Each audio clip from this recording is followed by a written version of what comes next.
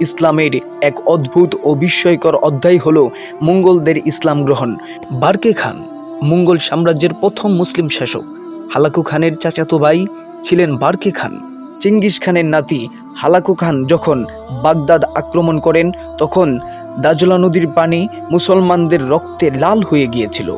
মঙ্গোলদের তাণ্ডবে খেলাফতের পতন ঘটে এবং মুসলমানরা তাদের অস্তিত্ব সংকটে পড়ে। যখন হালাকু খান বাগদাদ ধ্বংস করে লক্ষ লক্ষ মুসলমানকে হত্যা করেন তখন বারকে খান ক্ষোভে ফেটে পড়েন।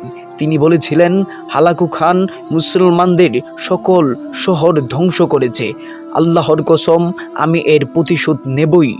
যখন হালাকু খান বাকি মুসলিম দেশগুলো দখলের পরিকল্পনা করেন ঠিক সেই সময় বারকে খান নিজের ভাই হালাকু খানের বিরুদ্ধে যুদ্ধ ঘোষণা করেন।